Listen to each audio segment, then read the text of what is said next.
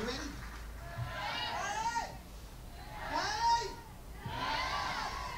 Here we go. 1, 2, 3, yeah.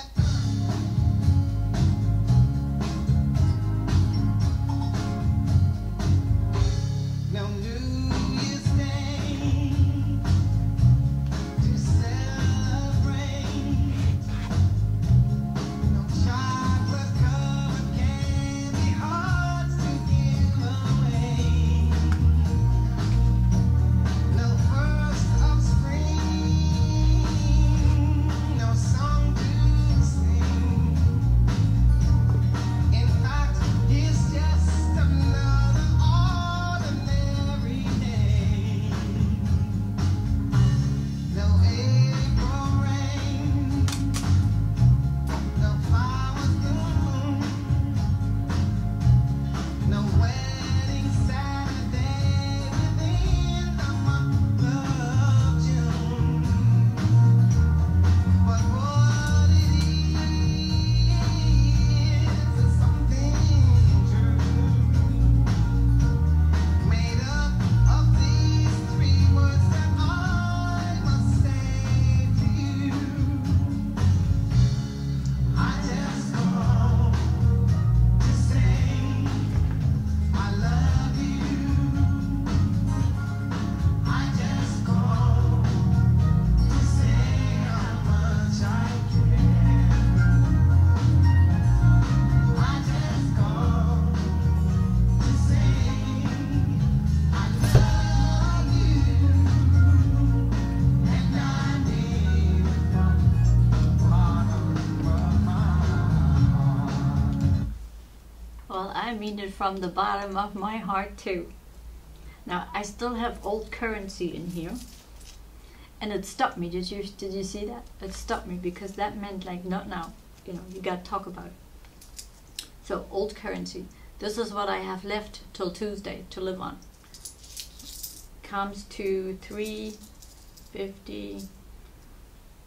Well, €4. Wow, that's more than I thought.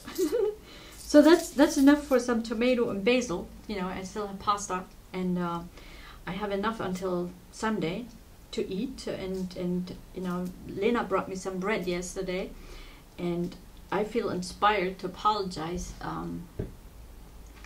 to Lena and Anna for sharing things that they shared with me in confidence, and that's in our system right now.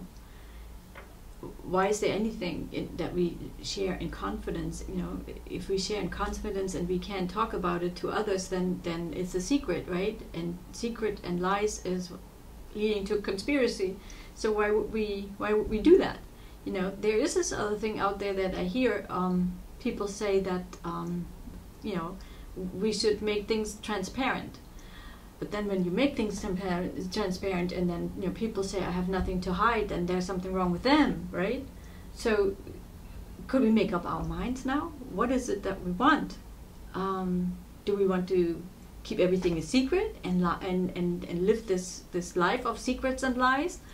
Or could we all bring everything out in the open and really just share what can be told and retold, you know, with others? Because that's how I live. Everybody can, like, whatever I say to others, you know, please feel free to share it with everybody else, because I have nothing to hide, and whatever I say, I mean that, and not behind people's backs. You know, it's like I say it to them straight to their face too. And so, you know, yeah, this is old currency, which, you know, we really could get rid of. And then the new currency would be, you know, this I made for you, Dr. Zetsche, and guess what this is?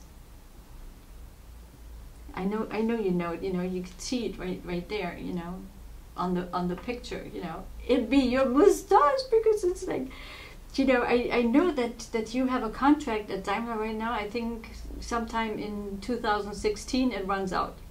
And, you know, you're at an age where, are you going to be continuing, or, you know, what's your plan, you know, for your life?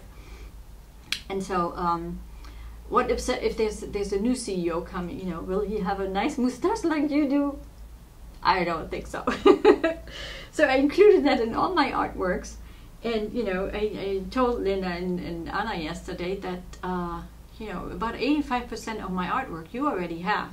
Now, there's some artwork that I shared with you, which I didn't really give to you. I just dropped it off at your Betriebskrankenkasse. I just, you know, dumped it there, hoping that there's a reason why you kept all these artworks that I sent before. And, you know, it was like, I know that you know who brought it there, and why are you not answering? You know, you're taking all these things, and you know, do you really just go by doctor's advice and, well, anything Silke Wuder sends you, ignore her? I cannot believe that, because, you know, I did get some answers, and certainly one that I didn't like at all, because, you know, I sent you all the information. I made everything transparent, you know, who my children are, who they work for, how you can reach them. And obviously I was hoping that you know, you would reach them so we could clear up some issues that by now connect us even. Back then it was more like me talking about issues about my family, and, you know, I am not on some ego trip here, you know, where I want my children to be known and get famous and all this, you know, just for the sake of being known and get famous, you know. Obviously I did, yeah, you know, I mean, I lived with with my children, and they're part of my life, and I volunteered them as I volunteer now Lena and Anna's stories, and I will not volunteer everything, because Lena has a story too that will blow your mind, you know, if you hear what happened to her during her childhood. And I will not talk about this because I told her that I didn't, and I won't, because, to be quite honest, I would like to have some friends and keep these friends now. So I don't need to go back and drink my wine, you know, to have some fun, you know, because, yeah, it feels good, you know, to drink some wine and just to forget about everything. Well, and I knew this before, like, when I'm connected with people, I don't need that kind of pleasure, because it's really not pleasure, you know. I get my pleasure out of just knowing that there's somebody there, and I feel connected. And, you know, I asked Anna how she feels about Lena leaving for Australia and living there now, and she said, well, you know, our hearts are connected, you know, we're still in the world. I know she's there, and she knows I'm here. We're soulmates, and so isn't that amazing, you know, of two young people who are just starting out being able to let go of one another, you know, and they're so close, they're best friends. I feel that, you know, like to me, that's amazing. Now, I have learned that was hard work for me to let go like that too. But I feel it was more like I was pushed, you know, there was no choice. I had to leave because you know, things really didn't work out for me, and it was either, I mean, I would be dead by now if I had stayed in the family that I created. That's just how it is. And I feel that there's a lot of tragedies going on where people don't really have a choice. It is guided, and I feel that a lot of these people where this is happening, they just don't know it. Now, I know it because, you know, I've been fed this information through my work, how every person in my family is connected, and why they did what they did, and you know, yeah, do you believe me? Do you not believe me? I mean, of course they have their story too. I'm not saying that I'm right, but I am right for me. I am right for how I see what's going on there. Now, if they feel that I'm wrong, then why are they not telling me this? Why are they just saying, well, you know what, we don't feel good when you're around because you talk about all these things that are too close to our, you know, they're too close for comfort, and so go away. Go away, go away, go away. You know, we don't want you. You're sick. And what have they solved? Now, I feel that I miss my family because, you know, I only have this one family, and there is a strong connection there, you know, with people that I grew up with, and I'm sure that you feel the same way about the family that you grew up in, and people that you grew up with.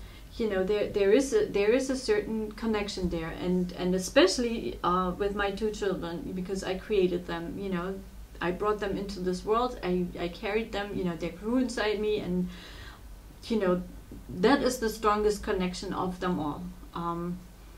My family here in Germany, you know, yeah, we shared some time together, and you know, I came from them, and I don't understand how, you know, my mother can just say, you know, you out. I don't ever want to see you again. You know, for her, I'm dead. Now I know from her friends that she's suffering too, but she rather suffers than, you know, addresses the things that feel uncomfortable. Yes, it does feel uncomfortable, you know, to look at the truth, and also the responsibility we have in one another's lives. And you know, there's a reason why my father died. There's a reason why my niece took her life, and why my brother died as a consequence of that. There's like, I can explain this. Now they have their side of the story too.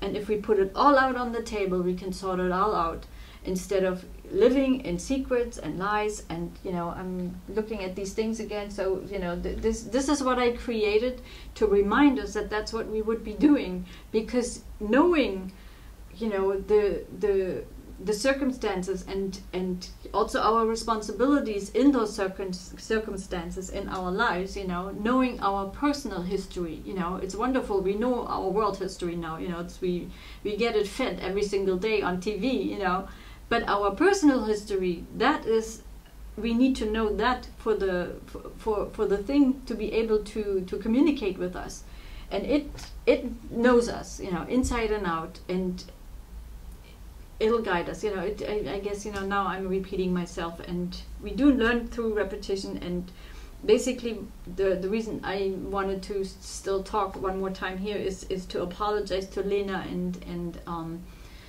Anna for having shared, hopefully not too much of what they shared with me yesterday, because I learned a lot from them yesterday. And you know, the way I challenged Lena a lot, which you saw if you read through my emails, you know, which you may have read, you know, trying to get to my calling.